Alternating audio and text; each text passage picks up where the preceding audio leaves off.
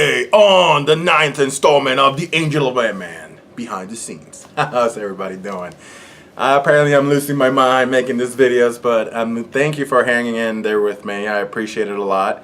Today will be the last one. I hope that you've got a good background and a good, got to see behind the veil of what went into this book. Today it's going to be a little bit of daydreaming. One of the goals, and I mentioned in my last video, one of the goals for myself, for my stories, is for them to make it into movies. And this one, I'd probably cry again a million times when I watch if this made it to the big screen.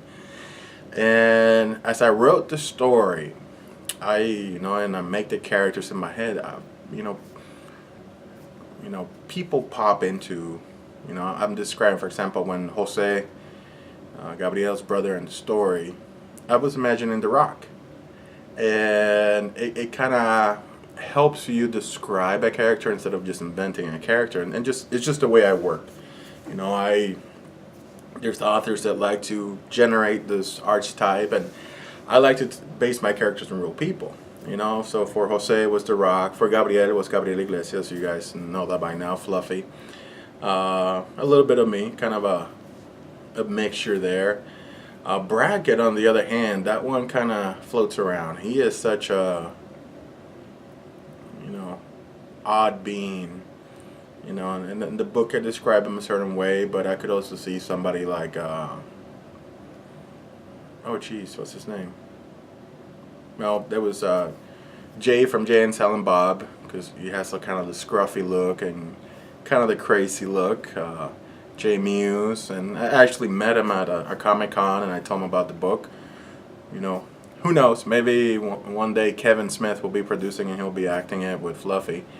There's many, there's a few people that I could see in that character, but the goal I feel for today's authors is to be a storyteller. That's why I'm so excited about this audiobook, because it's another medium for you to enjoy the story. I know some people don't have the time to sit down and read a book. Some people do. It's just the way life works. Myself, with the football, baseball, basketball, writing, the coaching, everything I do, that is the only way really I can, I can read a short story, I can read a blog, but I can't, sometimes it's hard. I have to say, I want to read this book, I got to sit down and do it. So I know it's the same for you guys. So, pick up the audiobook, review it. If you know The Rock, let him know about it, or I'll keep working on Gabriel through Rick Gutierrez, a friend of his, see if he'll read it, and who knows, maybe I'll be flying to Los Angeles to make a movie here soon. But those are my goals for my books, all of them, really. And when I write, it's very visual. So I personally think, and what people tell me, that the feedback I get, that they could see it being made into movies, because a lot of times I'm writing with my eyes closed. I'm seeing what's happening and just trying to type it as fast as I can. So this is the last trip of our journey. I hope you enjoyed it. I hope you have some insight into me and into the story, The Angel of Madman. If you haven't, pick up your copy, listen to it, cry, laugh, and let me know what you think of it, please. Feedback, whether positive or negative, I appreciate it. Silence can be deafening.